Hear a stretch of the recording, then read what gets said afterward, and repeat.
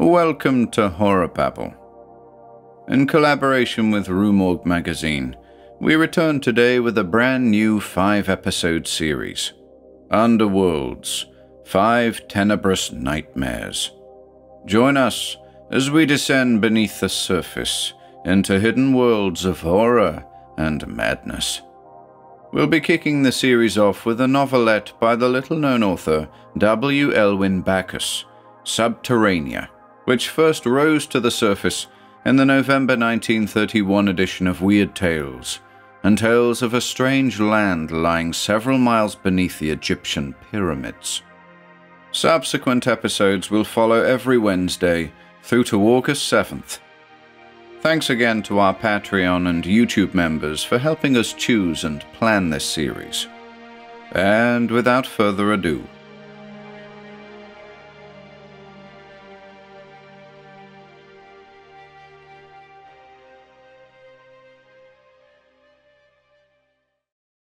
Subterranea by W. Elwyn Backus.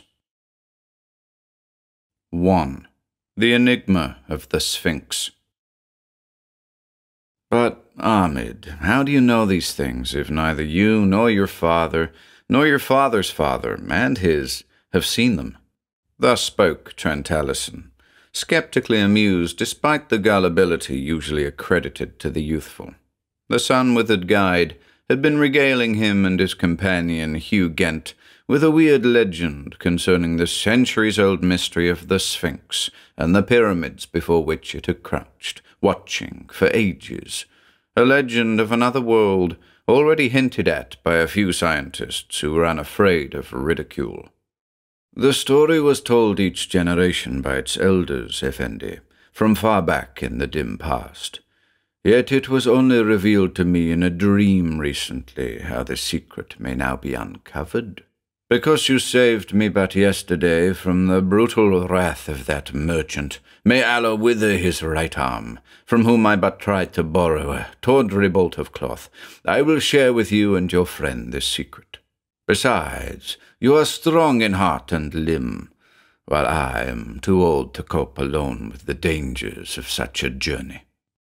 Allison, whom the Arab addressed, smiled tolerantly, his keen steel-grey eyes studying the wrinkled brown countenance before him.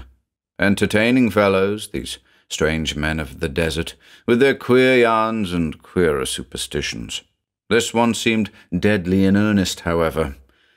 Allison glanced carelessly at Gent. To his surprise, that ordinarily incredulous individual appeared genuinely interested. "What do you make of the yarn, Hugh?" A cynical smile creased the other's handsome face. Topping Allison's 5'11" by a good inch, and a single month older than he maintained a certain air of seniority that at times irked Allison. But the pair had gone through Princeton inseparable companions, Gent the football hero, Allison the track star. Now they were doing what they had long planned, strolling round the world together, before settling down to the serious things of life, in which Allison hoped to become a geologist of some usefulness. "I think he's a lying scoundrel," was the reply. "Doubtless working up an extra fee for poking around with us, looking for something that doesn't exist. Still, he is a convincing sort of beggar. I'm curious to see how far he'll go to back up his extraordinary lies. Travel onward, Omar the tarpaulin maker, and may God help your useless mahogany hide when you admit you've been playing us for a couple of Yankee suckers." The sun was climbing fast above the horizon as the trio left their camels in the shadow of the Great Pyramid of Giza. Silently, the companions followed their guide to the side of that towering mass of stone, in which was an opening known as a passageway to what is called the Queen's and the King's chambers, also to a subterranean room far below. Into this passageway they ventured, and presently reached a point where it split, one branch running upward and the other steeply downward. They chose the latter, Ahmed lighting the way ahead with a small lantern he produced from somewhere among the folds of his voluminous garment. "Do you suppose the old brigand could be leading us into a trap?" Ghent whispered, evidently half in earnest. "We're behind him, aren't we?" said Allison significantly, patting the hard bulge that marked an automatic strapped under his shirt. "Besides," thoughtfully, "didn't the French scientist actually find water from wells they drilled in the Sahara to teem with aquatic animal life? Maybe there's something in that yarn of his after all." In time, and by dint of some scrambling to the accompaniment of muttered imprecations upon Ahmed's unwashed head, they arrived in the subterranean room. Here Ahmed set the lantern down. After a slow look around, he began feeling carefully along the base of the northern wall. "We'll have to wait a bit while he tickles those stones long enough to save his face with us," grinned Ghent. "I'm not too sure he's not in earnest," said Allison. "Let's give him a chance anyway." They stared curiously about them at the forbidding dark walls and ceiling, and into the mysterious corners of the chamber that was but an infinitesimal part of the gigantic structure erected by those super craftsmen of dim ages past. The enigma of the pyramids. Would modern man ever really solve it? Would they perhaps unlock its real secret? Not the least amazing thing about this mountain of masonry was its huge base, which formed a square that was almost perfect to an inch. More astounding was the fact that its ancient builders had so placed it as to face squarely toward the true north, which modern scientists, ages later, had succeeded in establishing only after exhaustive and intricate calculation. The Great Pyramid proved its builders profound students of astronomy, as well as craftsmen of Herculean skill. A sudden exhalation from their guide jerked their attention back to him. "It is true! My dream is come true!" Ahmed was crying. Evidently he, too, had had doubts. "It is here!" He stood, pointing toward the floor at his feet. Almost as excited, Allison and Ghent joined him. A black opening the size of one stone flag yawned before them. "Here, give me that lantern," commanded Ghent, grabbing it away from the chattering brown man. He swung it down the gaping hole. At first, nothing but inky emptiness was to be seen. Then happened something that shook their nerves sadly. In his own excitement, Ghent let the wire bale slip out of his fingers. Their startled eyes followed the lantern as it shot downward. It grew steadily smaller, plunging deeper and deeper into the apparently bottomless hole. Abruptly it flickered out, probably from the rush of the air, or had some heavy, poisonous gas below snuffed out that brave spark. In the darkness, they waited instinctively, breathlessly, for the sound of breaking glass that should herald the striking of the lantern upon the bottom of that vast shaft, or for the splash of water if no solid bottom was exposed. After what seemed an age, a faint tinkle came to them. Oddly enough, they drew mutual sighs, as of relief at the sound. "Great Jehoshaphat!" gasped Ghent, the first to regain his speech. "It must be half a mile deep. Ugh! Let's get out of this damned catacomb." But to Allison's ears that tinkle had not sounded quite like breaking glass. On second thought, it seemed to him that it had been more like the mere glancing touch of the lantern as it sped parallel with a smooth stone wall, in which case they had not yet heard it strike bottom. Something else. He had an impression of shallow steps cut in one side of that shaft, half glimpsed before the light of the hurtling lantern had sputtered out. 2. Pharaoh's Well. Youth and fools, 'tis said, rush in where angels fear to tread. Thus, 2 days later, we find Allison and Ghent with the imperturbable Ahmed and a camel-load of provisions, ropes, and other paraphernalia, all deposited under cover of a moonless night at the entrance to the Great Pyramid. They had no wish to run afoul of the authorities over rights of exploration and exploitation, nor over a certain matter of wealth hinted at by Ahmed. They stampeded their camels, proceeding forthwith to shoulder their individual packs, with which, at last, they arrived again in the subterranean room.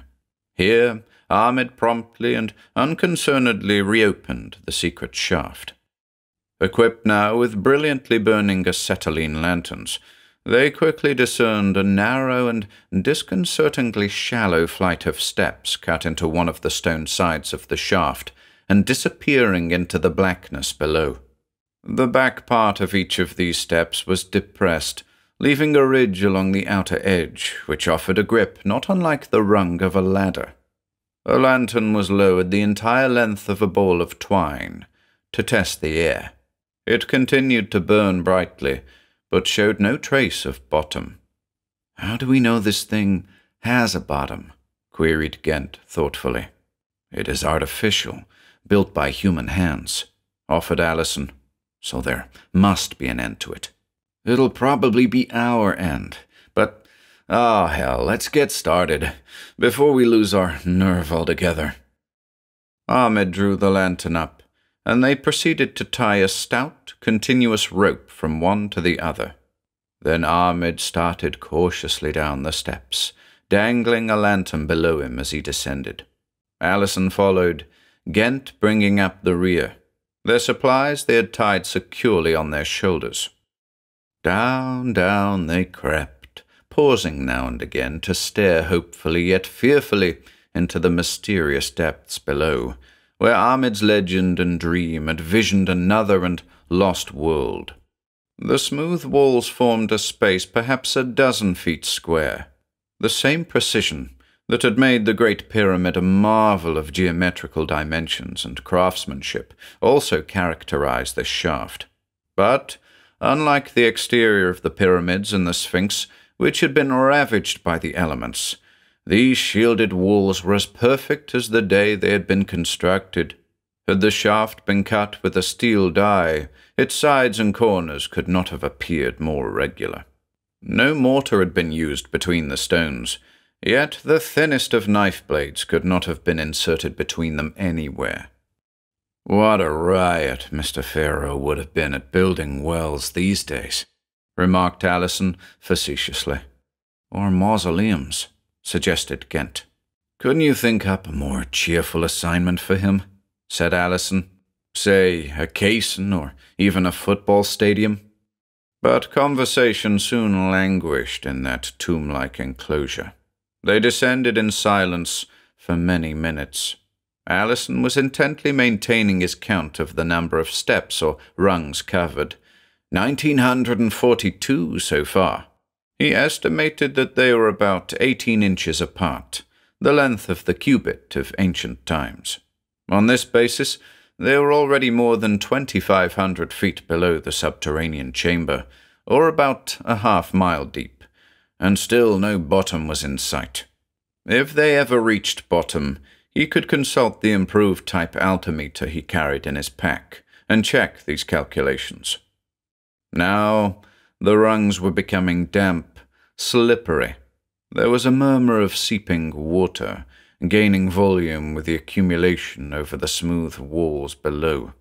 As the adventurers descended farther, the first thin sheet of water grew steadily heavier, racing downward with increasing swiftness. "We can't go much farther," said Ghent. "Ahmed, what did that confounded delirium of yours, your dream, tell you about this water?" "It tell that passage lead to lost oceans, also many strange sights, and to much gold." "Oceans and gold, eh? Did it perchance tell you how the devil were going to swim through this particular ocean to bring back this gold?" "This may be only a local spring, Hugh," soothed Allison. "Anyway, let's continue as long as we can, now that we've come this far." Privately, he admitted that it would take small urging to turn him back. But Ghent agreed, while the eccentric Ahmed appeared insensible to any danger. It seemed reasonable, however, that they should be able to descend in reasonable safety steps that the ancient Egyptians had found it possible to build. At an estimated level of 5,500 feet, they caught at last a gleam of bottom far below. The racing layer of water about them now was a good half-inch deep, which does not sound formidable. Though racing over one's clinging hands in an icy shower, it was no light handicap. "There's your ocean, Ahmed," shouted Ghent.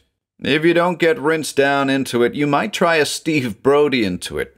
Only first untie that rope. We might as well have a closer look. Try to find out why the Egyptians thought it worthwhile building this secret shaft to wherever it goes," Allison yelled back. Once again, he prevailed upon his companions to go farther. Now they were less than 50 feet above the gleaming surface below, a mile or more below the desert's floor. Small wonder that they had not heard the splash of the dropped lantern the day they had discovered the shaft. The frigid black water beat hungrily upon their faces and bodies as it cascaded down the corrugations of the narrow stairway. Was that beckoning surface below worth the hazard of reaching it? What could they hope to find out if, indeed, they succeeded in descending to it? These deliberations were rudely discarded as a startled cry escaped Ahmed. Allison felt the jerk of the life rope even as he glimpsed the little brown man clutching desperately at the slimy rungs. The next instant, they were all hurtling toward the darkly glinting sheet that Allison felt sure was waiting to engulf them. 3. Grotto of the Slugs. A strange, sickly odor assailed Allison's nostrils as his mind groped back to consciousness. He recalled falling, and his fresh consternation when his outstretched hands had stabbed into a gelatinous mass just beneath that blackly glistening surface of water at the bottom of the shaft. Then his fingers had abruptly probed a firmer substance, a blubber-like layer underneath which he could feel a living organism, an immense and repulsive body whose yielding sheath gave off an offensive, glue-like odor. The mass under him had heaved suddenly, flinging him back into the air. Followed the second drop, which had ended in a jolting crash and oblivion. The blackness about him now was absolute. Only a sound of falling water linked him with a world of reality. He sat up painfully. His head throbbed bewilderingly as he felt for the flashlight he carried in one pocket for emergencies. To his infinite relief, the light not only still was there, but was unsmashed. There was a tense moment as he manipulated the exasperatingly flimsy switch with which the manufacturer had always and persistently equipped these lights. For once, it worked at first attempt. The beam of light leapt through the black veil, lighting a jagged wall less than 5 feet away. Fearfully, he swung it about, where he should find Ghent and Ahmed if the life rope was intact. Then he saw the former sprawled but a yard away, with Ahmed just beyond, on an uneven, rock-strewn floor. Even as he reached out to touch Ghent, the big fellow stirred and groaned. Once more, Allison was successful in a search. This time, a dented but otherwise undamaged flask was his reward. With the aid of its potent contents, he presently brought Ghent around. Ahmed had meantime recovered without assistance, apparently none the worse for his share in the terrific jolt with which the three had been cast upon the grotto floor, presumably by some monster in the pool at the bottom of the shaft. "What a charming place we've dropped into," observed Ghent shortly, staring round at the semicircle of dripping walls that was broken by a single narrow opening opposite the pool. He seemed, fortunately, to have suffered principally from having the wind knocked out of him. "Flung into, you mean," corrected Allison, pointing as a greyish mass bulged up suddenly from the black pool which lapped at their feet. A great, slimy head rose at one end of the mass, only to disappear swiftly as the tail thwacked upon the surface with a loud report. Allison had a fleeting recollection of a pair of protuberances on the thing's unsightly head, not unlike those on a common garden snail's head. A single convulsion of such a creature's body would be sufficient to flip a dozen men aside with stunning force. Whether it was a giant amphibian snail or some weird cross between slug and seal, he could not guess, but of its dangerous strength there had been ample demonstration. Across the agitated water they could see the narrow ladder of steps, leading back to their own world and safety, only a few feet distant, but as inaccessible as if miles away. As they looked, a pair of wetly gleaming heads like the first reared themselves from out of the depths, writhed about briefly, and were gone. "Ah!" shivered Ghent. "What grisly monsters!" "Let's take stock and see what's left of our paraphernalia," suggested Allison. "I see Ahmed still has the acetylene lantern he had tied to him when we started down, and our food and equipment packs all seem secure and dry thanks to their waterproof coverings. I don't believe we're any the worse for our mishap after all." "What a Pollyanna you turned out to be," observed Ghent. "I suppose you're about to suggest that we go on and look for more trouble now." "Might as well. That pool and its denizens don't look inviting, and I'd as soon postpone tackling it by pressing on instead, since we've survived thus far." This they finally agreed upon. The stolid Ahmed led the way with the relit lantern. Down the middle of the grotto a small stream ran, disappearing into the opening previously observed. This carried the overflow from the black pool at their backs. They entered the passage cautiously, continuing with increased confidence as they found their progress unimpeded except for jagged projections from walls and roof. Now and again, however, they had to straddle the stream's trickle in the narrow passage. Huge boulders also barred their way at times. Over these they were obliged to clamber, sometimes with scarcely body room between their slippery tops and the dripping roof. It was while astride of the subterranean stream that Allison saw a splashing trail just ahead. It ended abruptly in a small pool on one side. Stooping swiftly, he tossed out onto the rocks a curiously shaped fish some 4 inches long. It proved to be without eyes, long feelers taking their place. This was not surprising, since without ever a glimmer of daylight, these creatures had no need of sight. Though the slugs of the pool may have inherited eyes, they were in all probability sightless too. The adventurers had traversed perhaps 1/3 of a mile of the tortuous way when the murmur of falling water again reached their ears. This grew steadily louder as they progressed along the now widening passage. Presently, Ahmed halted, pointing mutely ahead. 4. Into the Limbus of Sheol. Even the faint illumination of rugged, wet walls and roof was startlingly absent as they gazed incredulously before them. It was as if a black curtain had been let down a few paces away. The subterranean brook ended suddenly in that great void, as if severed with a magic scimitar. "Great Scott!" exclaimed Ghent. "The jump-off to Hades!" Indeed, it seemed that they had reached the literal end of the world. But for a swishing of the lost brook somewhere below, they might have been standing on the brink of oblivion. What was the extent of this vast space, and what lay beyond its mysterious veil? Was this, perhaps, the threshold of Sheol, a region of boundless space underneath the globe's skin, and empty save for the departed spirits of those who once had lived above? These were questions never to be answered, other than by conjecture. Abruptly, they missed Ahmed. They became conscious of the lantern burning brightly where he had set it down.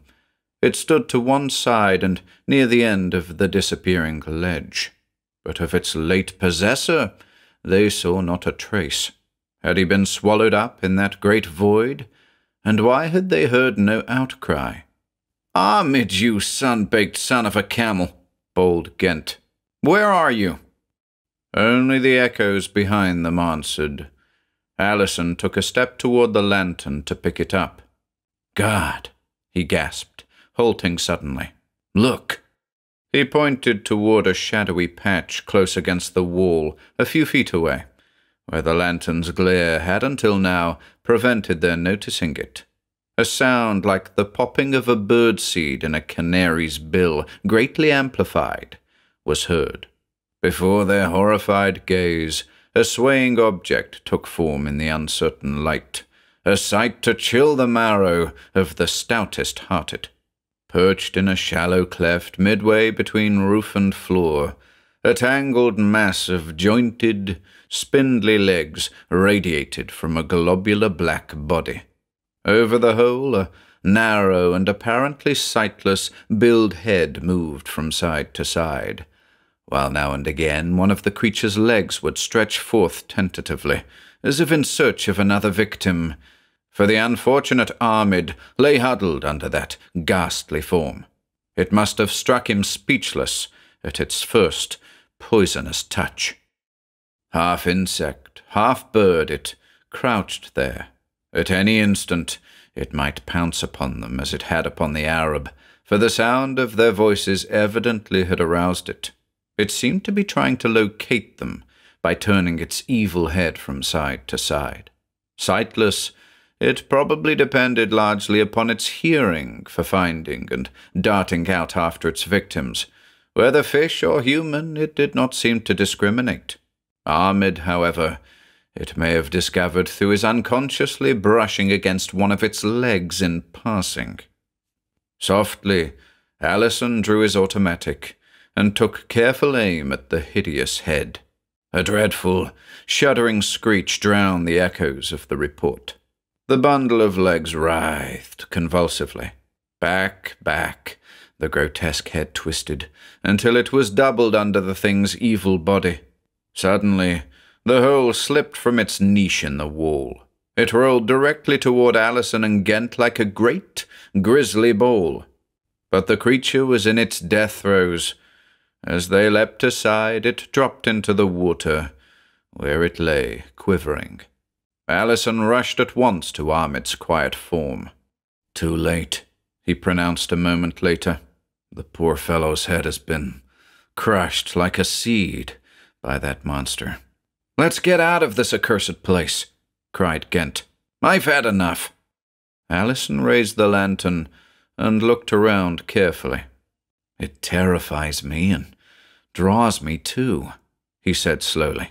"Hugh, we've risked a lot to get here. I'd like to chance it a little farther, if you're willing." "Farther? Why, do you think we're birds that we can leap out there into space? Be yourself, Trent, old fellow. Let's get started for the outside before it's too late." For answer, Allison pointed across the passage, toward something his keen eyes had just discovered, a square slab embedded in the rock floor, a heavy iron ring marking its center. "There is where others may have gone on," he said. Curiosity aroused, Ghent hurried with Allison to the slab. Together they tugged at the ring, not without mingled hesitation, and a certain eagerness as well. The same thoughts were running through both their minds. Did this square of stone cover some fresh horror? Or perhaps a fabulous treasure, or a passage that would lead them to further recesses of this strange world? At last, the heavy slab yielded to their efforts. They tilted it against the wall, disclosing a well-preserved stairway winding down into the shadows. Allison looked at Ghent across the aperture, speculatively.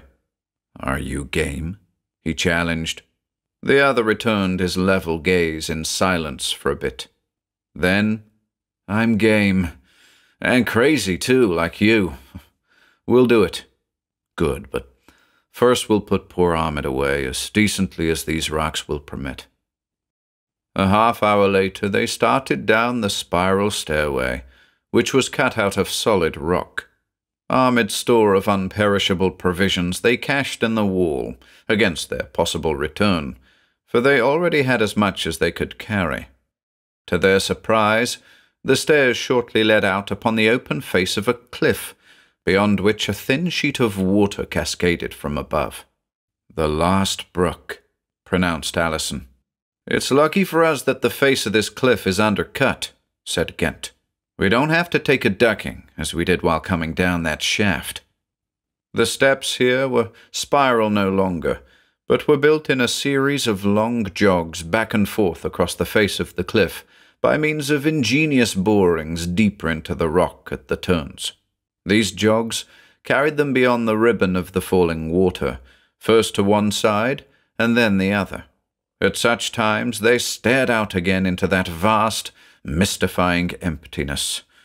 Like the abyss of limbo, it yawned at their elbows, now on their right, now on their left, as they clung to the wall along the narrow steps. These were less than 24 inches wide.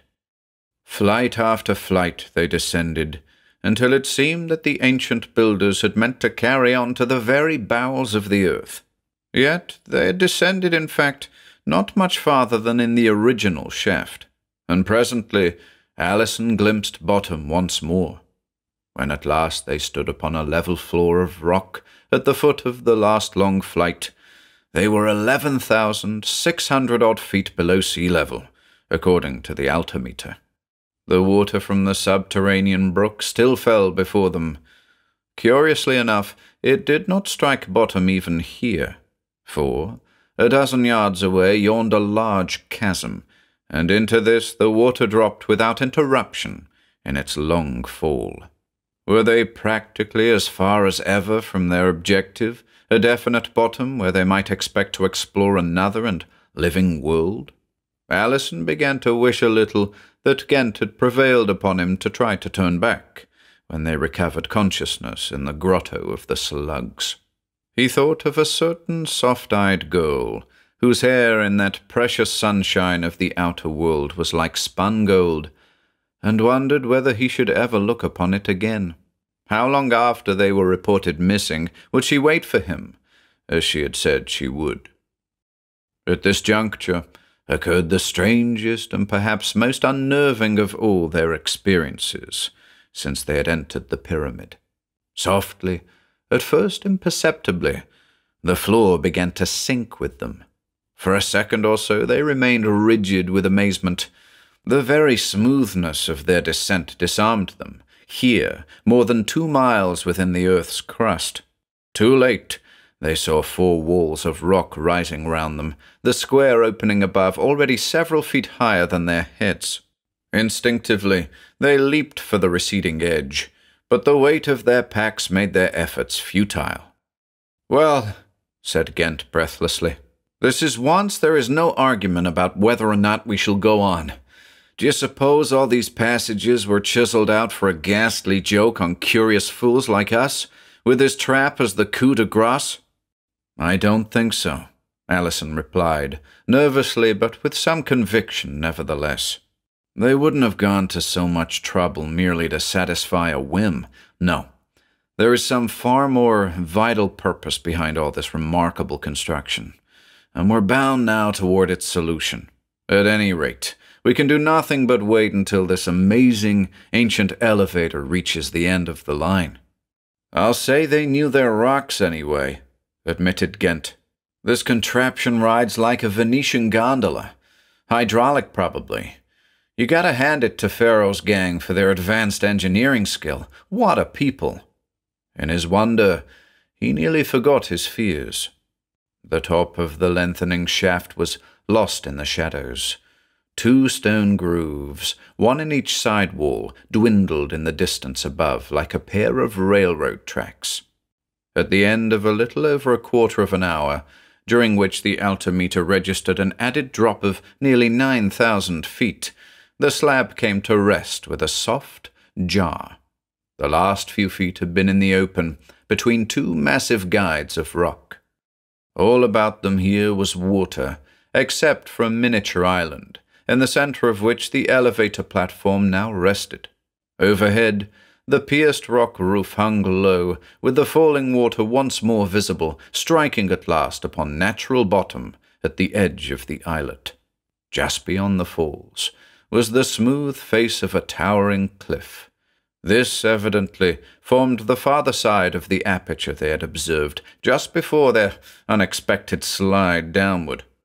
But strangest of all was a curious iridescence in the tranquil body of water which stretched away to a natural horizon on their left, toward the west according to their compass, a softly beautiful saffron radiance that was like liquid sunlight, glowing palely. The underground sea, for such it was, apparently supplied the light that illuminated this amazing underworld, much as our sky illuminates the upper world at twilight. How different from the black emptiness of that vast cavern, into whose limitless space they had gazed before beginning their descent from the passage of the brook. In the distance, several sizable islands were visible, and on these a low, bluish vegetation showed.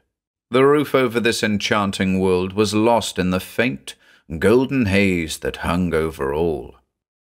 "Well, what do you say now about the trap?"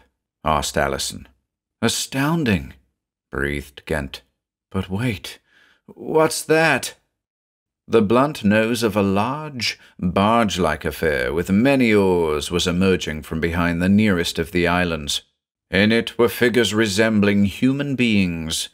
They were gesticulating excitedly. Plainly, they had discovered their visitors. The vessel turned and made for the islet, oars flashing swiftly in the yellow light. 5. The Sahara Sea. Spellbound, they watched the strange vessel draw rapidly nearer.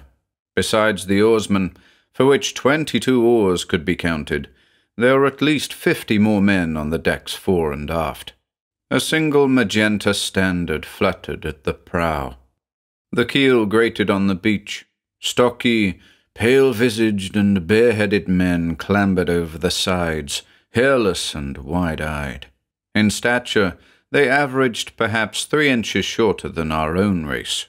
It did not occur to Allison to fear them, since they neither displayed weapons nor appeared in the least belligerent. Rather, he was too busy examining them, as plainly they too were examining him and Ghent with great curiosity. A particularly sturdy individual in simple garb, not unlike an abbreviated toga, came near, while his companions waited a few yards behind. Allison had opportunity now to note a peculiar bluish pallor of these men's skin, their overlarge eyes, and the complete and somewhat disconcerting absence of lashes and eyebrows. With a sweep of his hand, the leader indicated a desire that they board his galley. His mien was pleasant, hospitable. Allison turned to Ghent. "We may as well," he suggested. "Right. We came here to find out things, and it looks as if this is the best way. Choice or no choice." Something like a chorus of pleased approval sounded among the little men as Allison nodded acceptance of the invitation and prepared to follow them. As he climbed aboard after Ghent, with the aid of anxiously helpful hands, he looked back toward the center of the islet. There, he saw the platform of the lift just disappearing upward. Perhaps it automatically released itself when relieved of extra weight. Or it may have been manipulated by these men. However, there would be ample time to learn these and other things among this mysterious and interesting people. Inside the vessel, which they noted with surprise was molded from a sort of dark cement, the matter of weapons was cleared up. for long and murderous-looking spears were stacked in every corner. Yet the very fact that these had been left behind when the owners landed reassured the pair. Of mast or sail there was no sign, another detail they were to understand in due time. They were escorted to the raised rear deck, where the leader and his several companions pressed them to recline in comfort with them on luxurious couches composed of seaweed with cloth spread over it. About them rich drapes of many hues abounded. Strange fruits were brought them to taste, along with delicacies of fish and the eggs of fish. The vessel was under way now, swaying forward regularly to the thrusts of the long oars manned by bulging-muscled men below in the waist. These evidently were prisoners of a sort, for they were closely watched by two men who stalked back and forth between the two rows of straining bodies.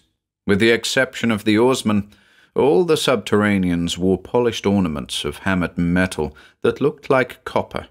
Obvious pride was evinced in these trinkets by the wearers.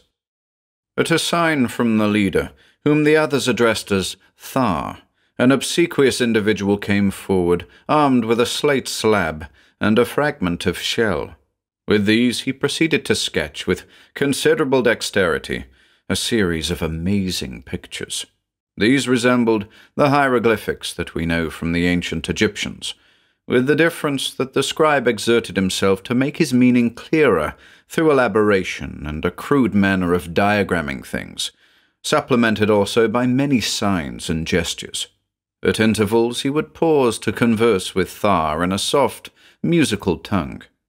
Soon Alison and Ghent understood that they, as welcome and long-hoped-for guests from the outer world, were being conveyed to a place of many men on a large island ruled over by a great king. A course between several islands was drawn. These islands presently took form in the mists, and passed astern, one after the other, just as sketched. It was through this method of communication that they were to learn later the real secret of the pyramids, and of the origin of this strange race. Overhead, the glow from the iridescent sea was reflected in the yellow haze which formed an unbroken, opalescent sky. How far above them the invisible roof of this vast cavern was, they could but conjecture. But the altimeter told them that they had descended nearly 21,000 feet. The ceiling of the subterranean world might easily be a couple of miles above the sea they now sailed. Alison wondered whether or not storms ever visited its now tranquil surface. There were many things he intended to find out at the first opportunity. How large was this sea? The sea he and Ghent had dubbed the Sahara, for apparently it extended beneath the great arid wastes of the Sahara Plateau, though it had been from another and higher layer of water that present-day scientists had taken blind fish after drilling in that desert.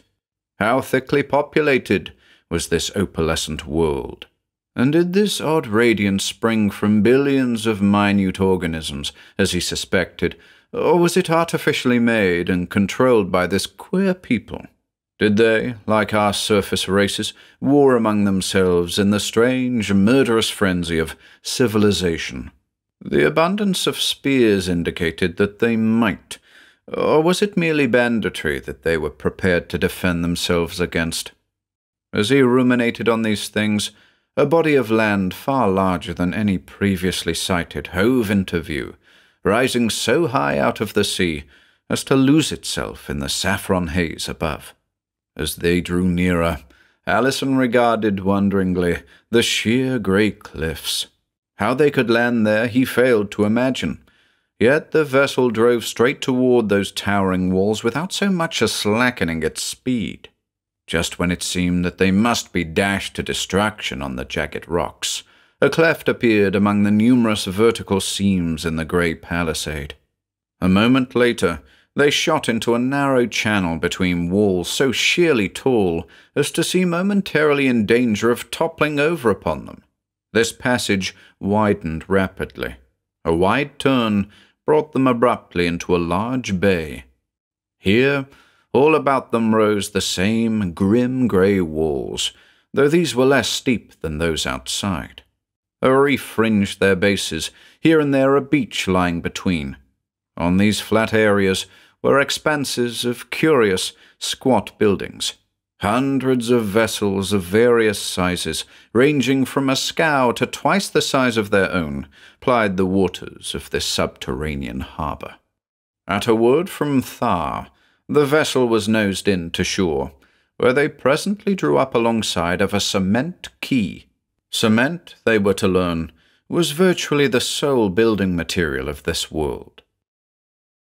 No sooner had Alison and Ghent stepped ashore than a crowd of subterraneans began to gather about, the amazement at the sight of these strange visitors spreading like wildfire.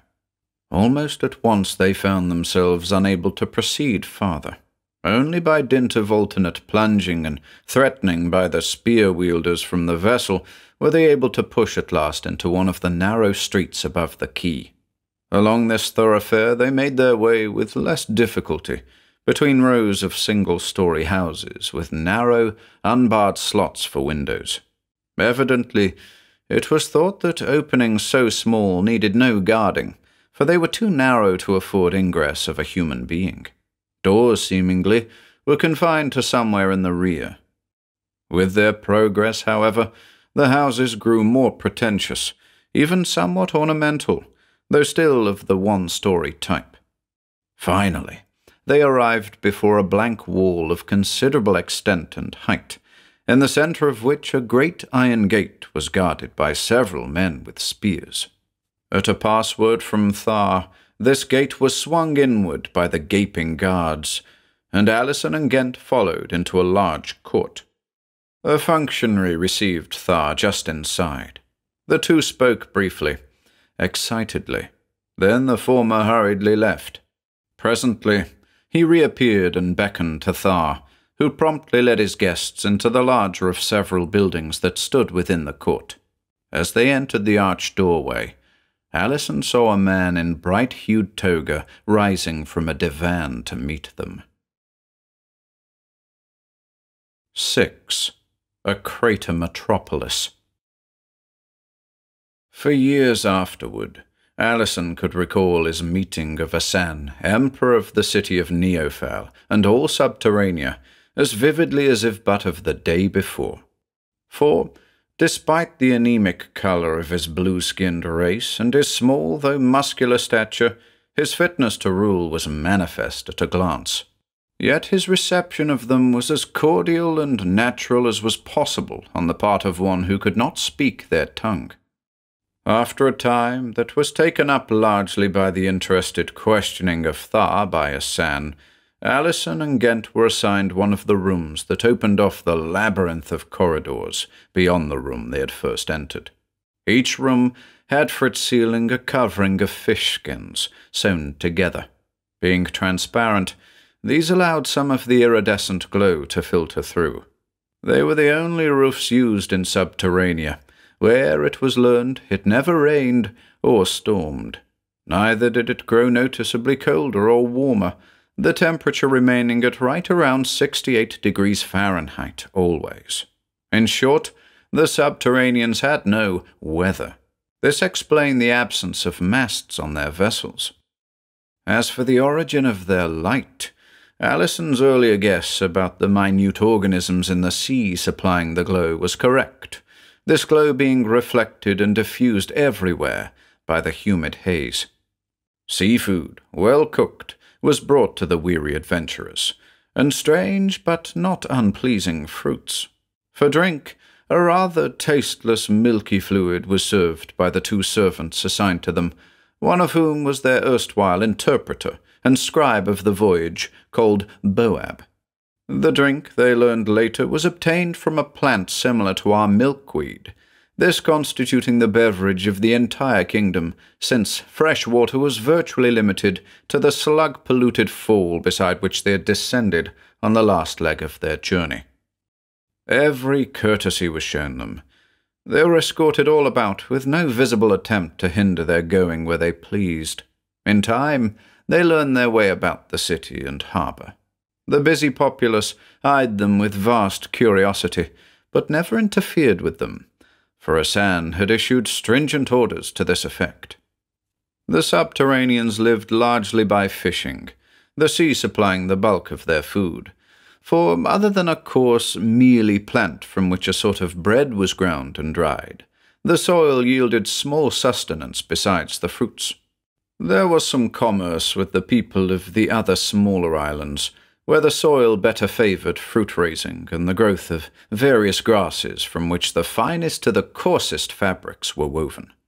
Dyes were made from sundry poisonous berries with which the realm abounded, and certain earths.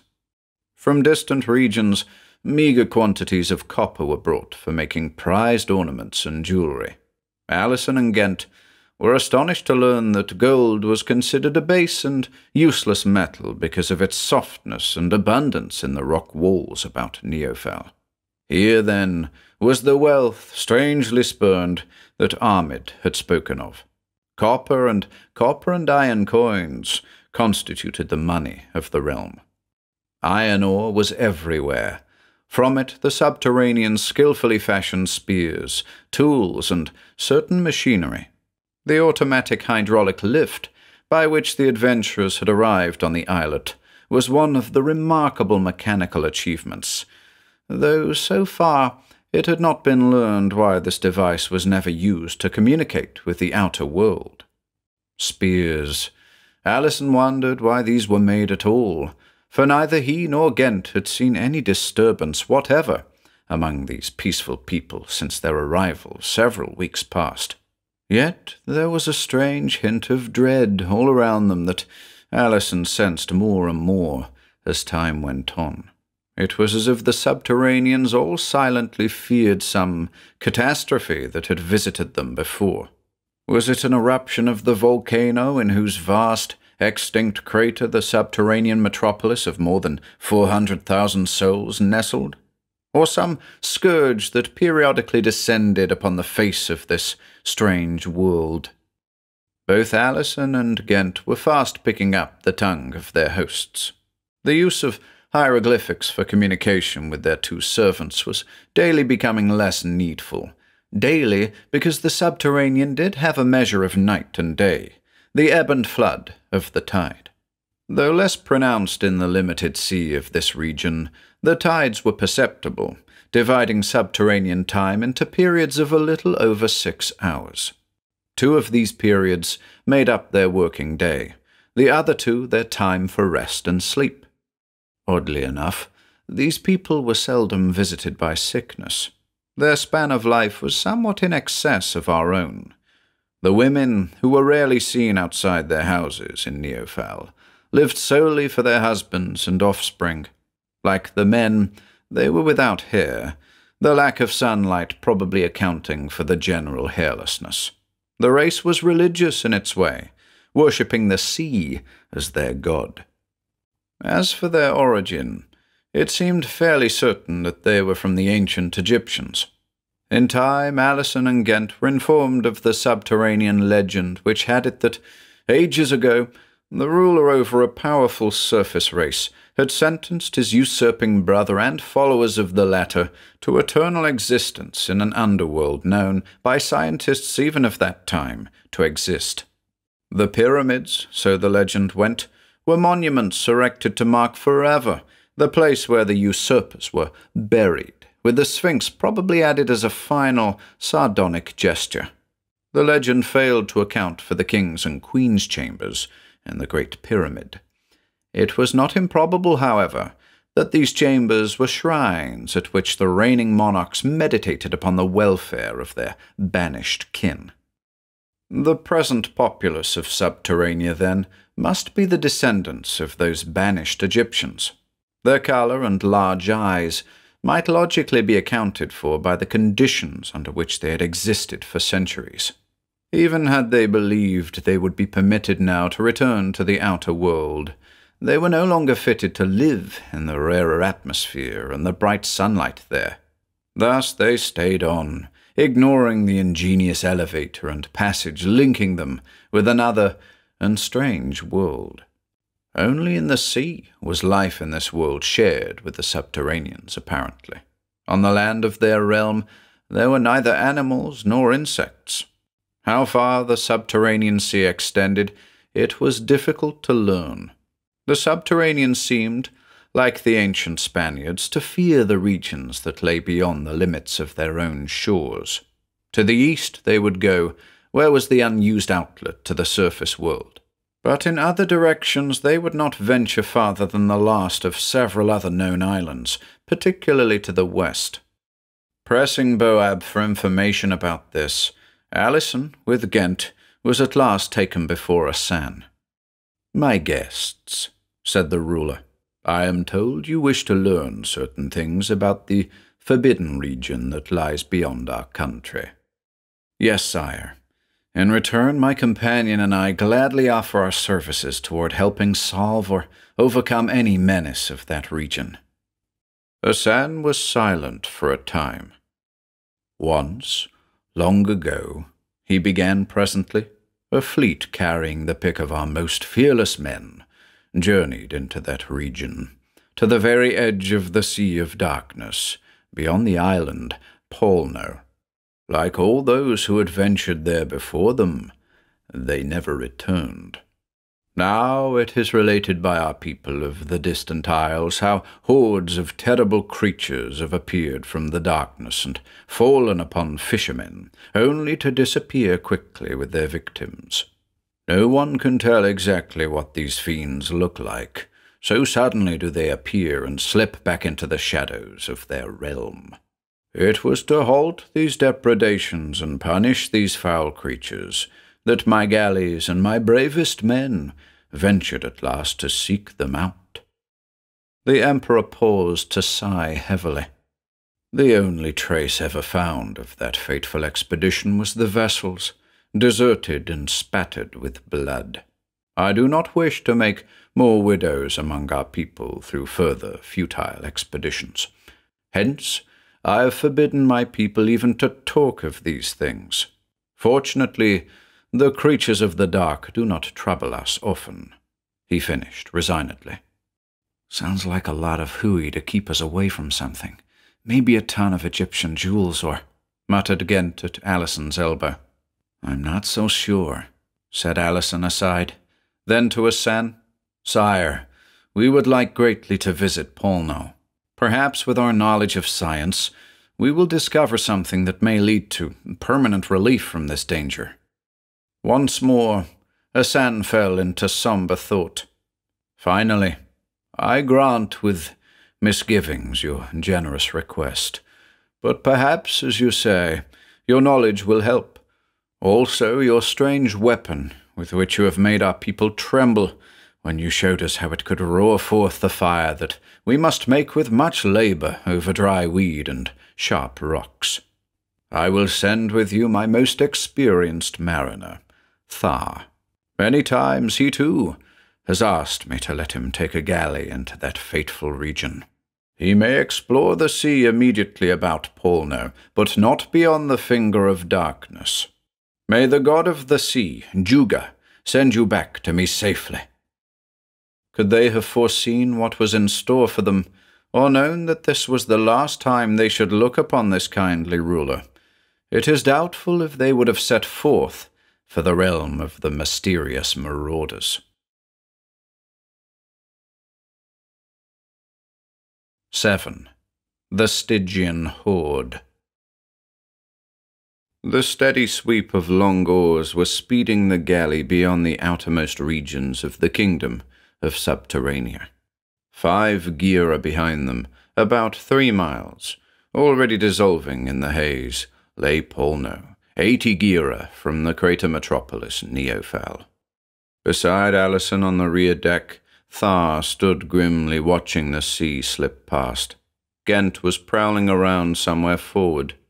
"Think you we shall see these creatures?" inquired Alison. The sturdy captain looked grave. "I have a presentiment of evil happenings," he said. "See, the waters are darkening. Even now we are passing under the great finger of darkness, beyond which I have been forbidden to venture. Yet I cannot resist this time the urged to learn the fate of the others who ventured on these waters, never to return. Allison looked up just in time to see the jagged tip of a great pillar of black rock penetrating the lower mists from above. Too dark to be a stalactite, it was probably a finger of rock reaching down from the curving roof of this world. Even as he stared after this geological freak, he thought he caught a glimpse of a perpendicular, dark wall meeting the water off to the starboard. Perhaps this was the northern limit of Subterranea, or it might be but a rocky peninsula jutting out from the mainland far away, or another island. He wondered if the floor of the sea here originally had been that of a sea much shallower than the iridescent waters behind. The blue mud of the latter, sometimes dredged up by fishermen, with its abundant lime content, indicated that it had, centuries ago, been submerged many thousands of feet deep, instead of being always its present comparatively shallow depth. Whatever the cataclysm that had formed this vast underworld, it was evident that the floor over which they now were gliding was of a character very different from that of the eastern region. Possibly this part had been the inshore, and therefore shallower section of a steep slope that dropped away to vast depths of another sea, before it all had buckled upward to form this world. Hence, the absence here of those luminous billions of organisms characteristic of great depths, which are also characterized by the same deep layer of mud, like that found about Neophal and the sections lying around it. The sea had grown so dark by now that only the distant yellow glow in the east enabled them to see at all. The oarsmen, who, unlike the crews usually comprised by convicts serving out sentences at the oars, were all free and picked warriors, were rowing cautiously. The galley moved sluggishly, as if sharing the reluctance of its passengers to advance farther. A faint wailing somewhere behind, from the direction of the island Polno, was wafted to Allison's ears. He glanced at Thar, who seemed, however, to have heard nothing. But Allison knew that the hearing of the subterraneans, strangely, was not acute, although in the dense atmosphere of this world sound travelled far. Still, he reflected, he might have been mistaken about the sound himself. Wrought nerves plus imagination play weird tricks with one at times. Suddenly, from out of the swirling mists on their left, a dark bulk loomed. Too late the blue men saw their danger. Before they could fend off the other craft, a shadowy horde poured over the side. In a trice, the waist of the galley was a mass of struggling bodies. Allison saw Ghent leap out of the melee and run for the steps to the rear deck to join Thar and himself. A slate-hued horror dropped the mangled carcass of a blue man to pursue. With great leaps it reduced the distance between itself and its intended victim. A scaly, pointed tail about 2 feet long curved about its gangling legs, while a head that was half a rat's, half a man's, grimaced horribly above a misshapen torso covered with the short-haired hide of a rodent. More than 8 feet tall, it reached forth a long, skinny arm to grasp Ghent. The bullet Allison dispatched found its mark in the nick of time. A moment later, Ghent stood beside them, firing into the dark horde advancing upon them in terrible silence. Here and there, a great naked form faltered, but the rest came on steadily. The timely shot that had saved Ghent had only temporarily delayed the reckoning for them all. The automatic in Allison's hand snapped futilely. He was reloading it despairingly when his arms were pinned in a vice-like grip. The foul odor of the thing that held him filled him with nausea. A great, fuzzy hand was clapped over his face. His senses reeled as he struggled vainly. Then he felt himself picked up, being borne down the steps. He could see others of the creatures bearing Ghent and Thar and other blue men. A sudden lurch through the air, followed by a light jar, and Allison realized that his own captor had leaped with him to the deck of the other vessel below, a clumsy, raft-like affair in the center of which stood a high-walled enclosure like a stockade. Into this he was pushed with the others. A heavy door closed upon them. "Looks like our finish," remarked Ghent dully. "We're like children in the hands of these monsters. I wonder whether they are men or just animals," groaned Allison. "They emit only rare squeals among themselves, but those might pass for words. The fact that they were able to construct this float, crude as it is, convinces me that they are thinking beings. Something between a rat and an ape. What disgusting things they are," spat Ghent. "But whatever they are, this explains the fate of the others and the finding of their empty vessels. I saw them carrying off the dead as well as the living. We might guess why." A creaking sound interrupted him. Their captors were at the massive sweeps Allison had noticed.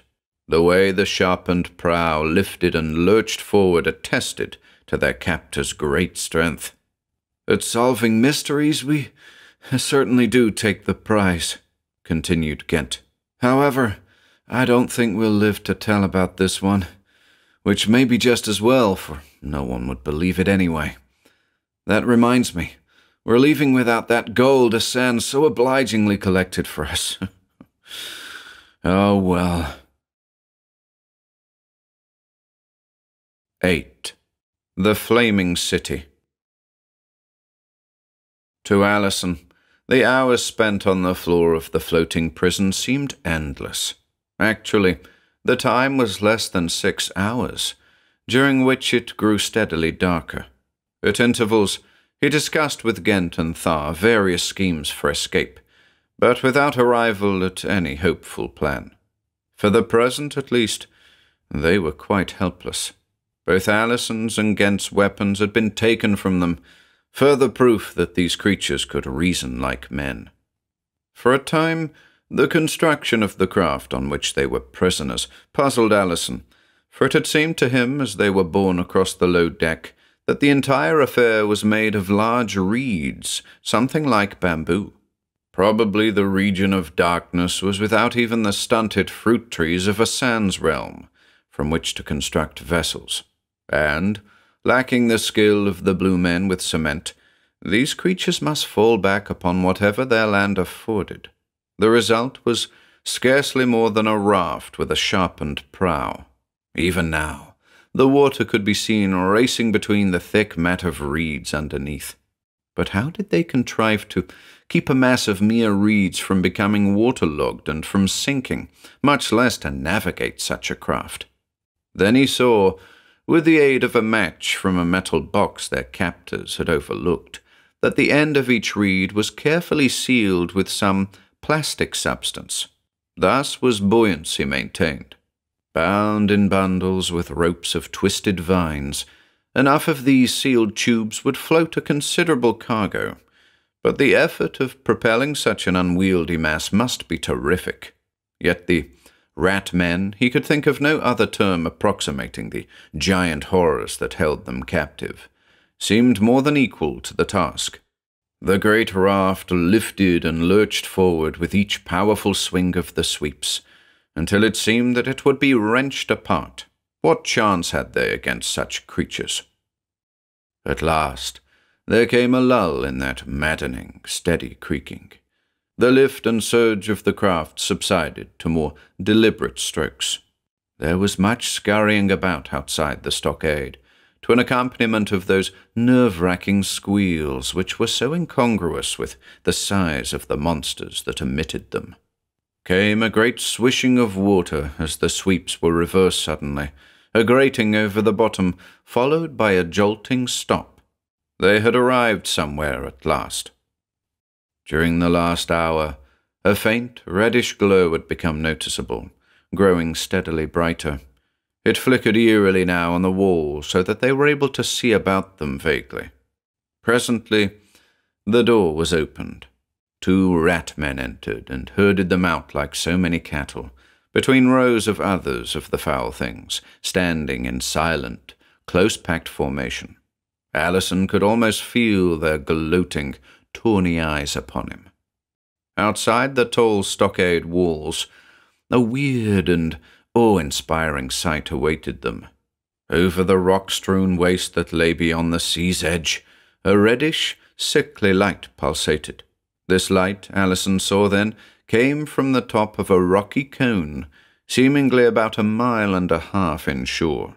It was like, yet unlike, a volcano.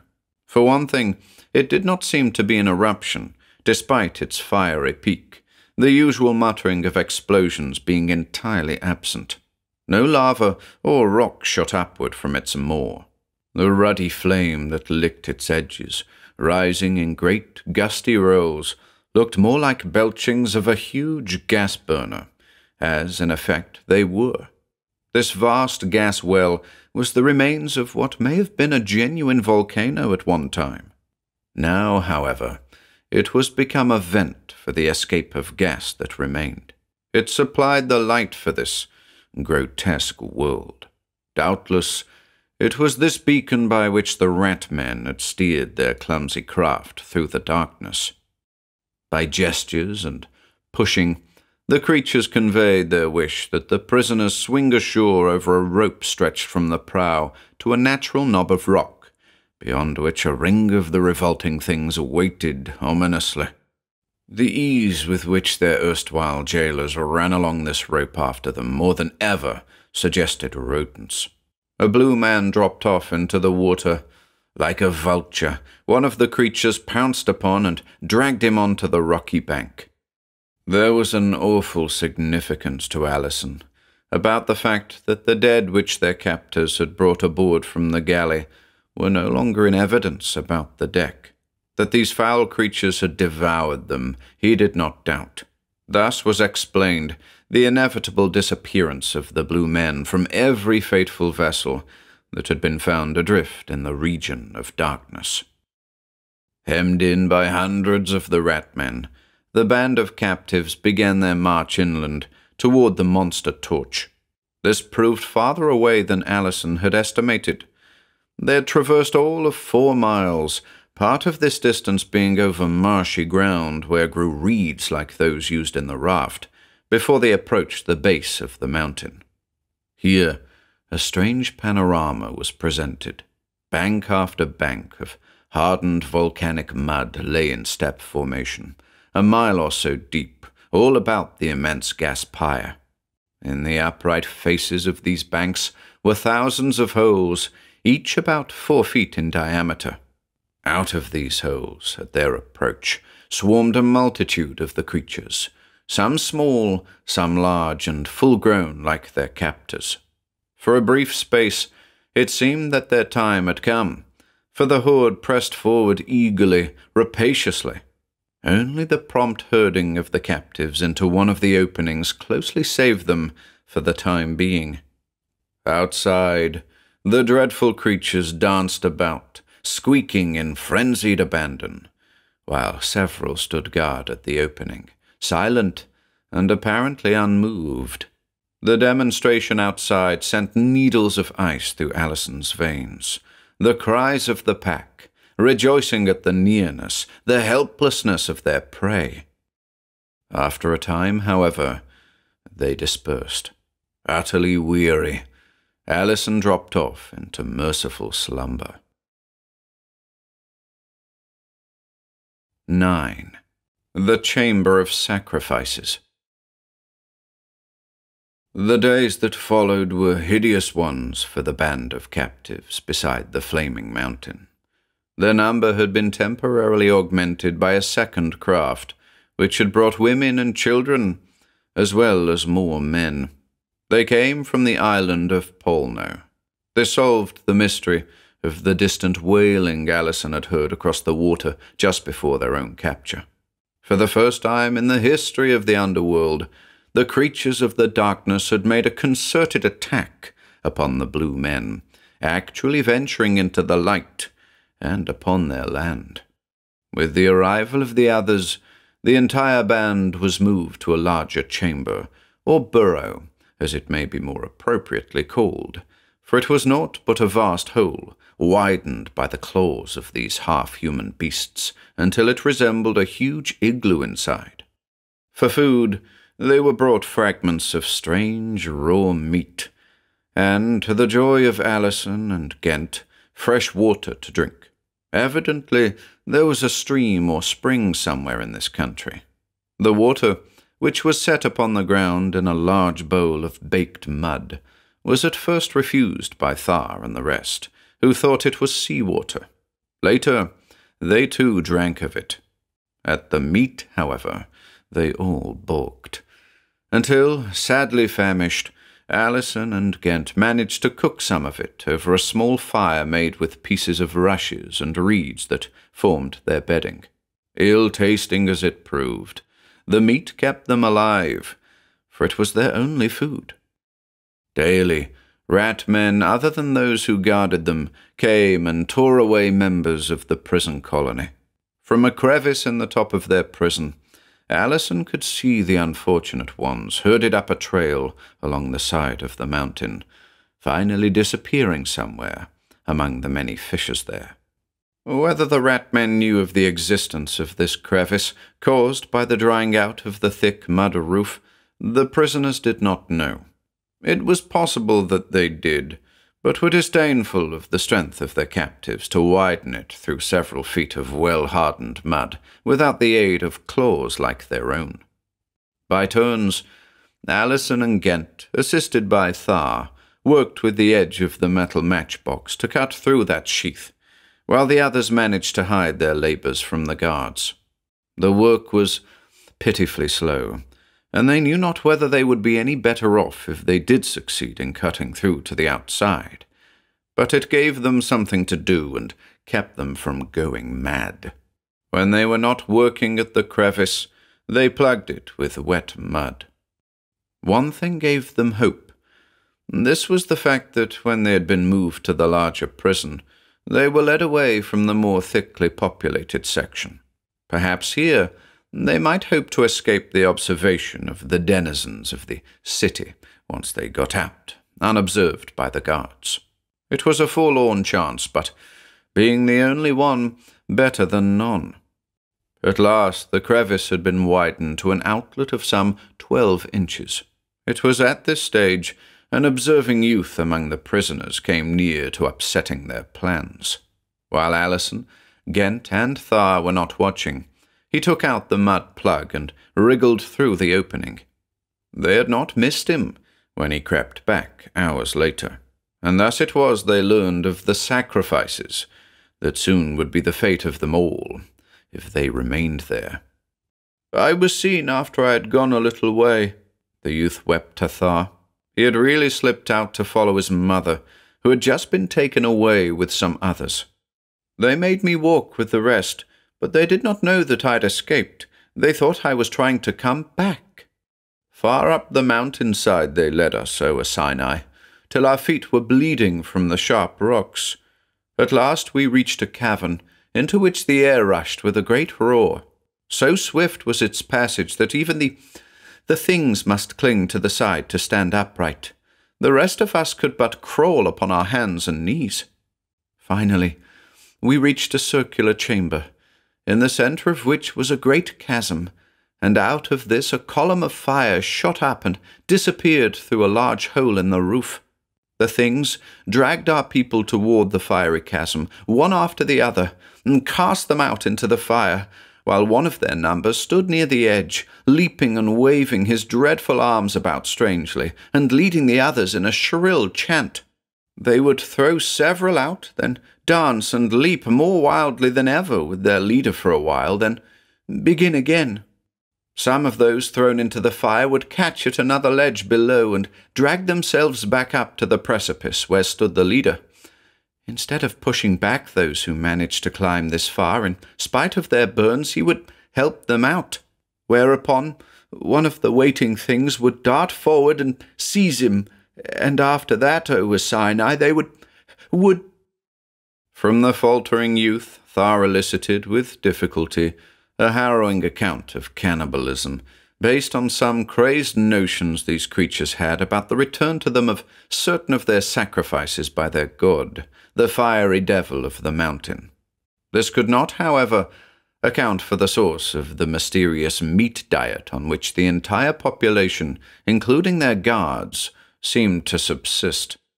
A dreadful suspicion came to Allison.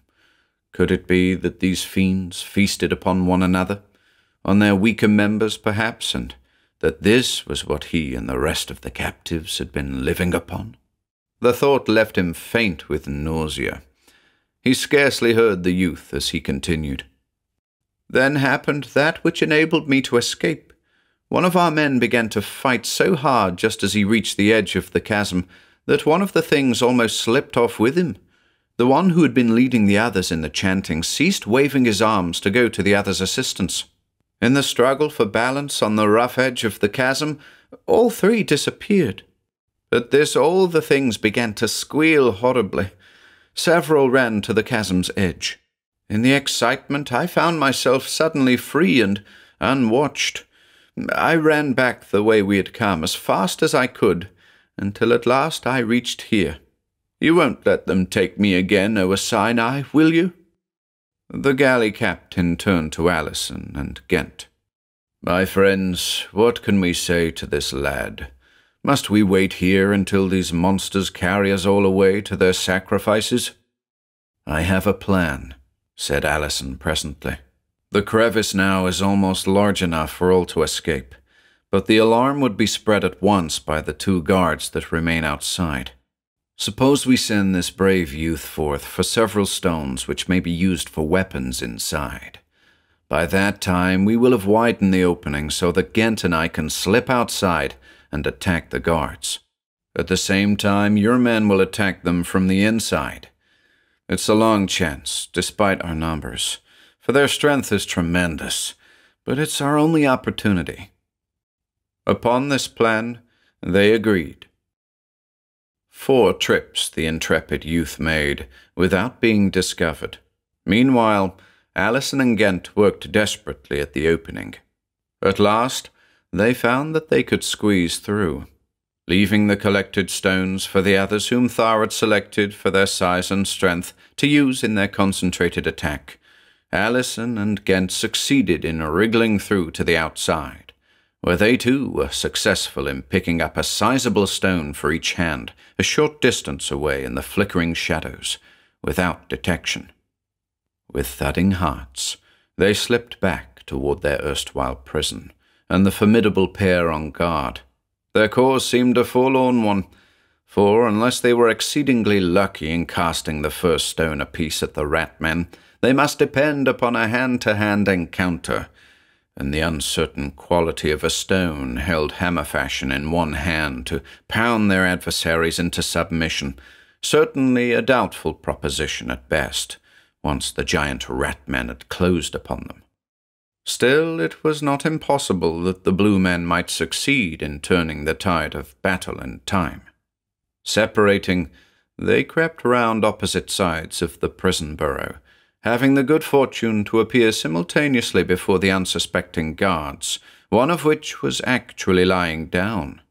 With what coolness he could command, Allison aimed his precious missile for the revolting head. As in a slow-motion picture, he remembered afterward the surprise in those blazing eyes, the curious appearance of the peaked ears at the side of the head, as the owner struggled clumsily to get to its feet. He saw, afraid to believe his eyes, the stone strike with a resounding impact just forward of one of those fuzzy ears, and the creature go suddenly limp. The next instant he was grappling with the other rat-man, who was in the act of bending the powerful Ghent backward over one skinny knee, like a reed. Again and again Allison struck that awful body with the stone he still held, without finding a vital spot. The blue men were over and about the guard, hammering, holding, biting frenziedly. With one sweep of an arm, the rat-man scraped most of them off, and clutched Allison about the throat with a paralyzing grip. Everything went black before his eyes. But in doing this, The Rat Man had released Ghent. The Blue Men, too, were back like so many demons. Just when Allison thought all was over with him, the long, scaly fingers at his throat relaxed their grip. A few moments later, he opened his eyes to see Ghent bending over the dreadful thing to make sure it was dead, while the Blue Men swarmed murderously over the other one. The struggle had been a brief one, after all. The surprised Rat-Men had scarcely uttered a sound, and none of their kind had yet appeared to assist them. Without the loss of an instant, the youth was started for the sacrificial cavern, Allison and all the rest following close on his heels. Their luck still held. Without meeting any further resistance, they shortly found themselves stumbling over the rough floor of the cavern, with the rushing intake of air tugging at their bodies. Allison and Ghent, by reason of their size, swung the two clubs which the surprised guards had not found time to wield in that sudden, fierce struggle. These were in reality more like slings, each consisting of a stone ingeniously woven in a net of vines, with a long twist of the latter for a handle. They did not need the licking light to tell them that they were nearing their goal. The shrieking of the blue women, mingled with moans and squeaking chants, rose and fell in a horrible cadence. Allison paused briefly at the turn that would bring them into the great chamber, restraining and putting behind him their youthful guide. "Now, at them with everything we've got!" he yelled, darting out into the open. The Rat-Men met them, snarling and squealing terrifyingly. There were 8 of them. Although the attackers and intended victims together outnumbered them 4 to 1, only the desperation of that band gave it a chance against those monsters. The Blue Men fought like beings possessed, with nail and rock, teeth and knees. Allison and Ghent, swinging their clubs like madmen, felled 3 of their harried assailants and bowled a 4th over the fiery precipice. Then Allison was flung against the wall so forcibly that his brain skipped a space. When he staggered to his feet once more, the maddened blue folk had all but overwhelmed the remainder of the enemy with the help of Ghent, who seemed to be everywhere at once. It was as if he bore a charmed life, slipping from the fatal grasp of those long arms again and again, by inches. Even Thar was emulating him with the aid of a captured club. Allison was just in time for the finish. The 2 Rat-Men that still stood up under that wild band's assault were sent quickly to join their fellows in the flaming depths. As the victors stood panting and watching the flames shoot up into the great natural flue, Allison understood the reason why they were able to withstand the heat generated. They were standing in what was evidently a vast, natural gas mixing chamber. Through the cavern from the outside of the mountain, which lighted the Rat-Men's realm, was sucked the air with its oxygen content to fan that bluish flame below into full radiance. However, the rushing in of the cool air and the rapid movement of the heat upward kept the chamber from becoming unbearably hot, though it was far from comfortable. Also, here where the suction had a chance to widen out, it tugged less at their bodies than it had in the narrowness of the passage farther back. It was no feat to keep one's footing in this place. It was while briefly examining and analyzing these features that Allison, pausing there near Ghent and Thar, discovered the curious physical phenomenon that was to play so big a part in their salvation, and to result in the death of one of the 3. 10. When the earth exploded. The phenomenon that had caught Allison's eye was a second opening to the chamber, close beside that through which they had come, but partly hidden by a point of rock. It was visible only from the outer edge of the precipice, where he now stood. Out of this opening came a continuous, bluish stream of gas. This blended at once into the roaring column of fire in the center. "A feeder," Allison muttered. "What?" shouted Ghent above the din, noting the movement of his lips. For answer, Allison drew Ghent beside him and pointed to the newly discovered opening.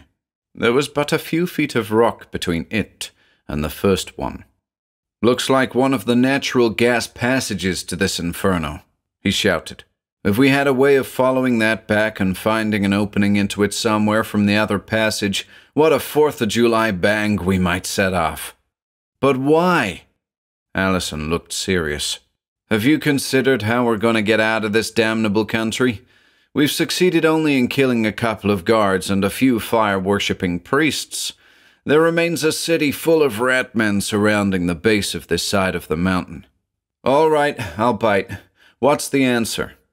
"I wish I knew.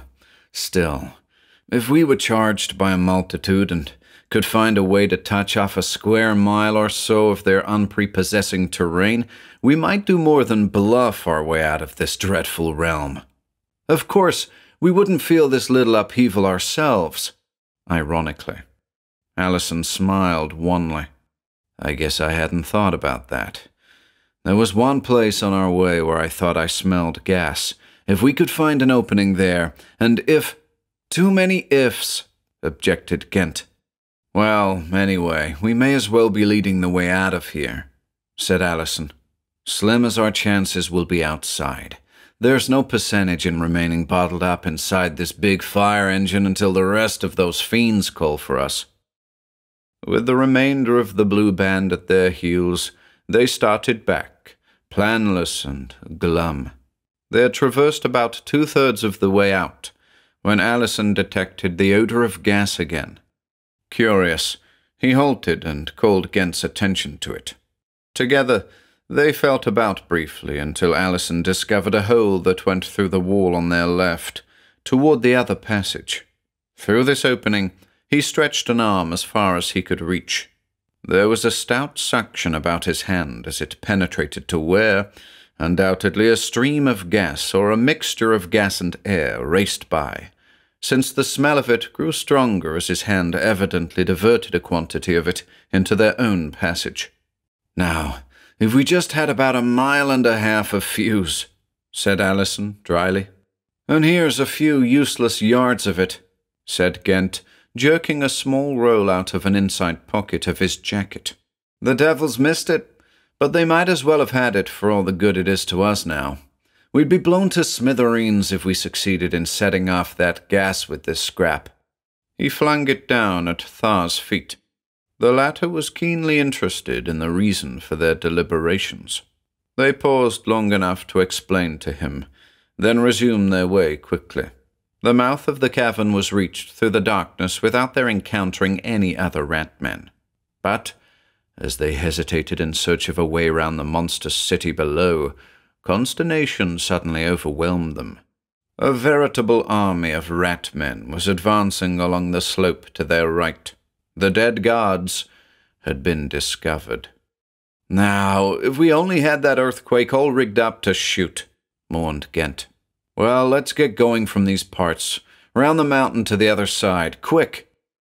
Running and leaping over jagged rocks, madly scrambling down precipitous cliffs, they fled in futile effort to outdistance that awful pack. Yet they had a sufficient lead at the start to enable them to reach a smooth swale at the base, where better footing prevailed. Quicker progress was now possible. Further, soft ground with patches of reeds growing on it stretched ahead. Perhaps they could lose the heavier pursuers behind them across this. Allison could hear Ghent breathing strenuously behind him, and the shuffle of the blue men following. He looked back for the first time since their precipitate flight.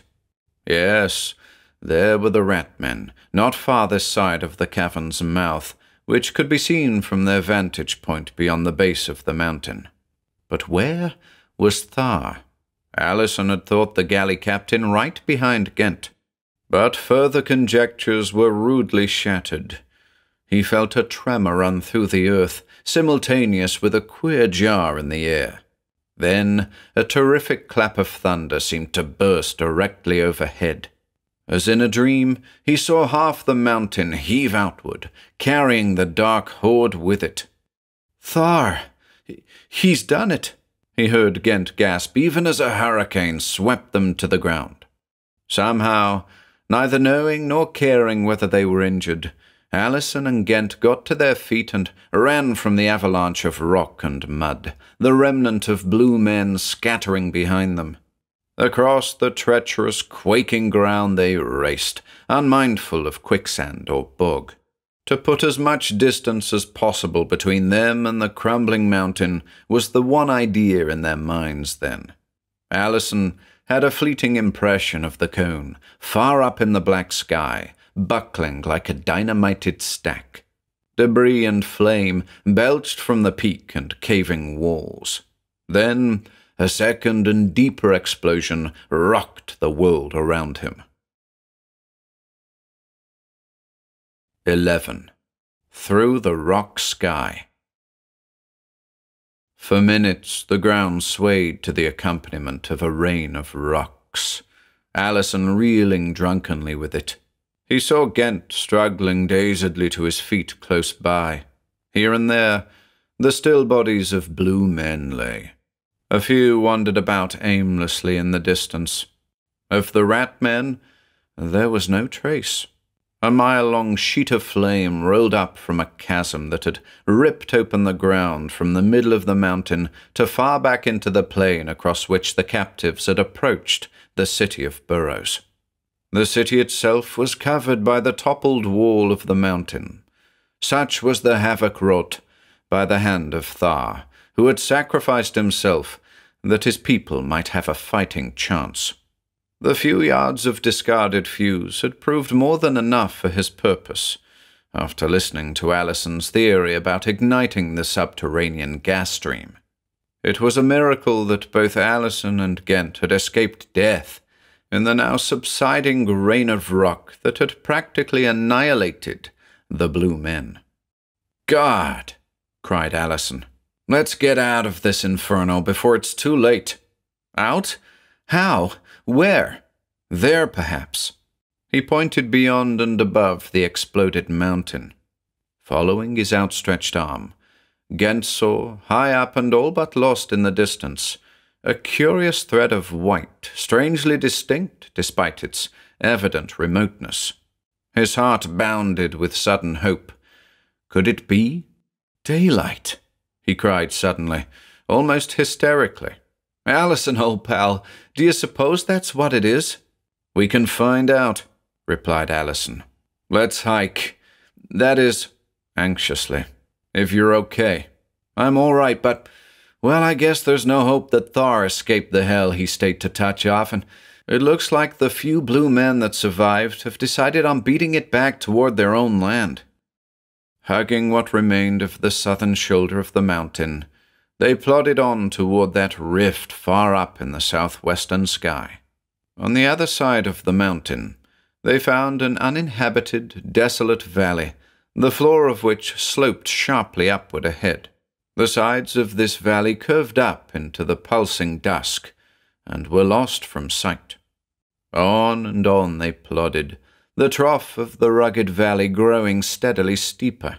The old beacon remained discouragingly of the same size, as if they were drawing no nearer to it. To their anxious eyes, it even seemed to have receded after an hour of arduous climbing. Hours later, when at last it appeared that they had reduced the distance between them and that strange bright line ahead and far above them, it faded slowly until it no longer was visible. Their disappointment, however, was more than offset by the removal of any doubt now that the vanished thread of light actually was daylight filtering through a rift somewhere above. Weary and hungry, but with hopeful hearts, they dropped on the dry ground to fall into dreamless sleep. When Allison woke, the rift was visible once more. He shook Ghent awake, and a few minutes later they were again on their way. All that day they struggled upward, the way becoming ever more difficult. Great rocks and yawning fissures alternately barred their path, forcing them to seek roundabout routes to pass these. Their feet and hands were raw from continual contact with sharp ledges. their bodies weak with hunger.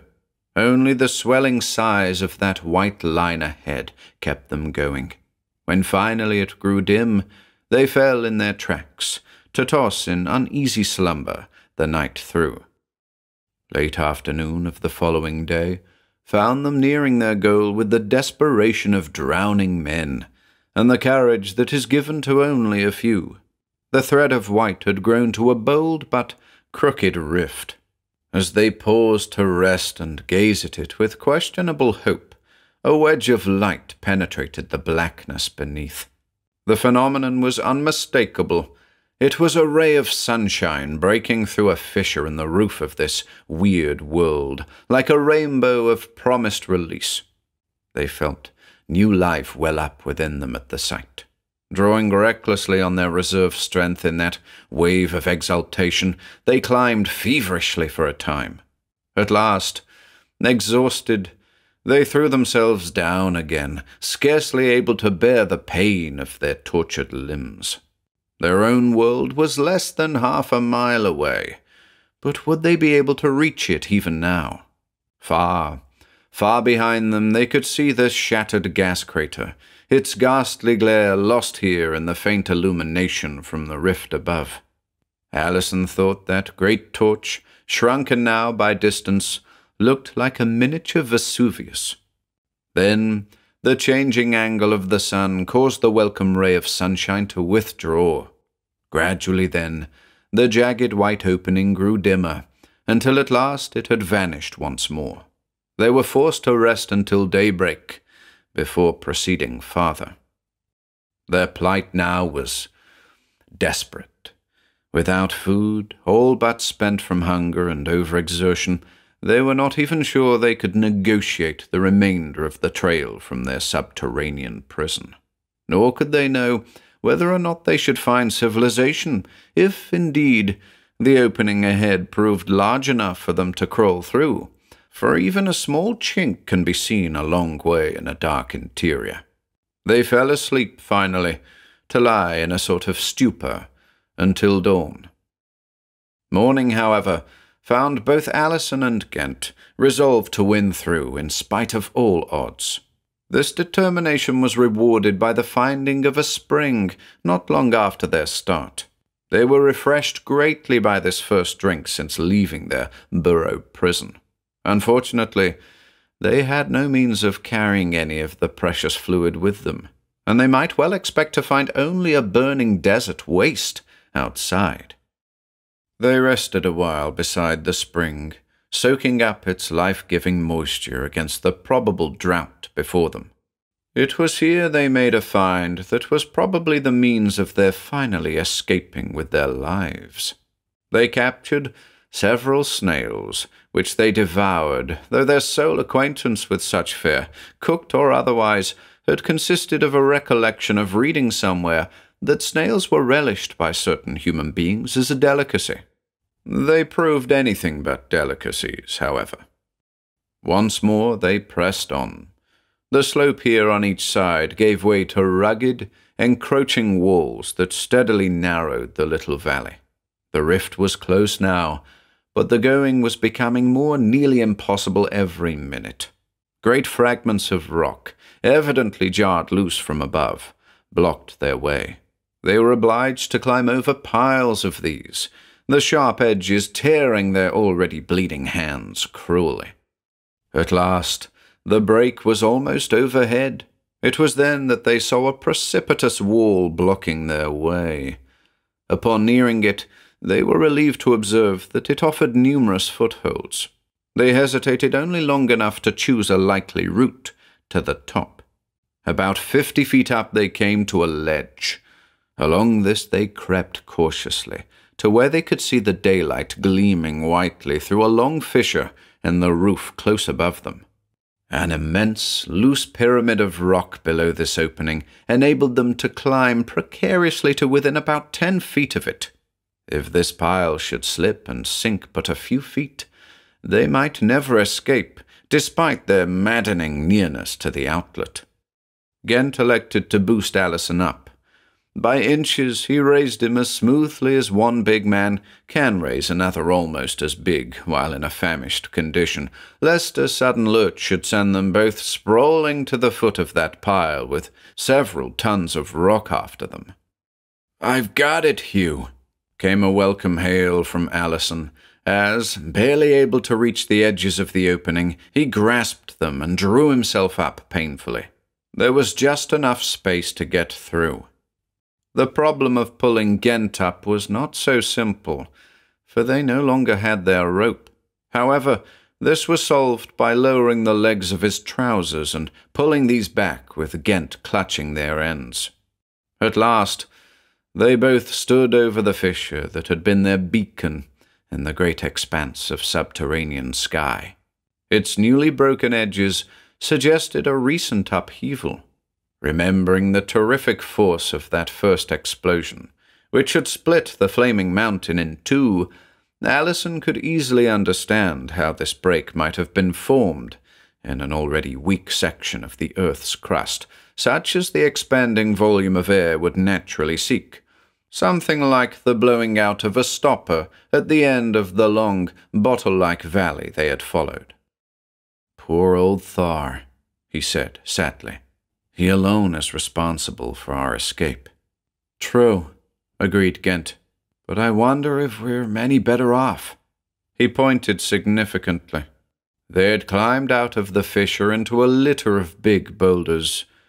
It was between two of these that Ghent was pointing. Stepping beside him, Allison gazed out upon an unbroken waste of sand. A hot hand seemed to touch his neck. The morning sun was progressing in its murderous march zenithward.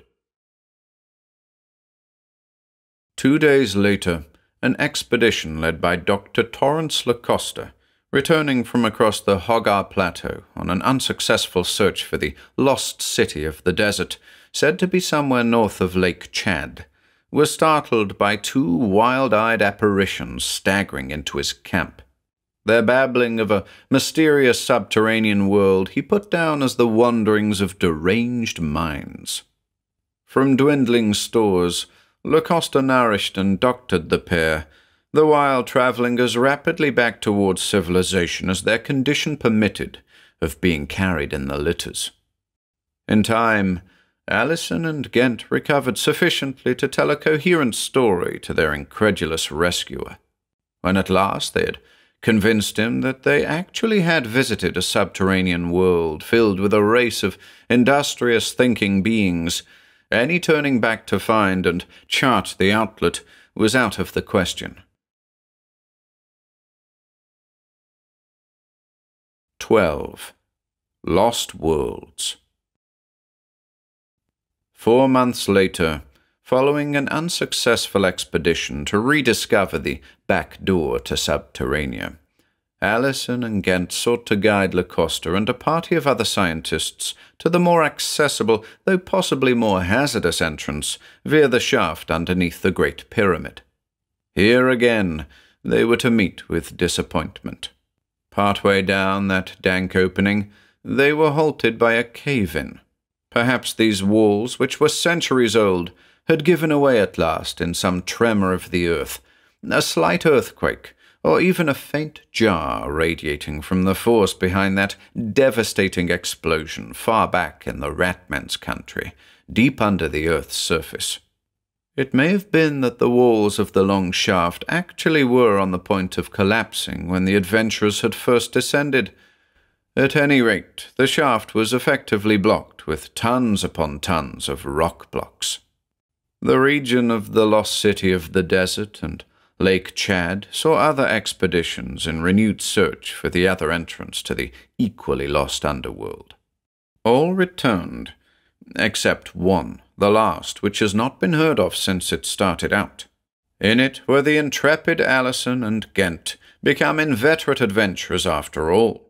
Whether they were the victims of the mysterious, hostile natives of some of the buried desert cities previously encountered by scientists in the region, or had found and penetrated the realm of surviving rat men with fatal result, probably never will be known. Or they may have been lost in an attempt to explore the Limbus of Sheol, that region of the unknown beyond the end of the passage at the waterfall, where the unfortunate Ahmed had been destroyed. The Sphinx continues to watch inscrutably over the secrets of Subterranea and the Sahara Sea, including the fate of its discoverers and the access to a vast surplus of gold, which seems safe enough for the present.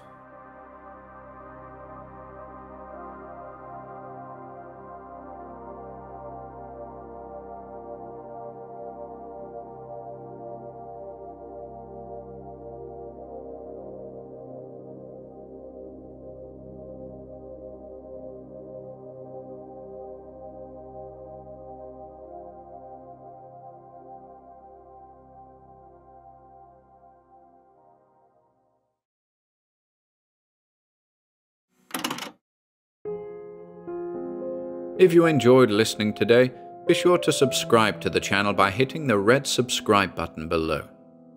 After doing so, click the bell icon next to the subscribe button to receive new content notifications. If you'd like to support our work and receive exclusive perks, consider becoming a channel member by clicking the join button below. To support us in other ways, see the video description for links to our Bandcamp and Patreon pages, our merch store over at Teespring, and further information relating to our releases on Audible, iTunes, and Spotify. And until next time,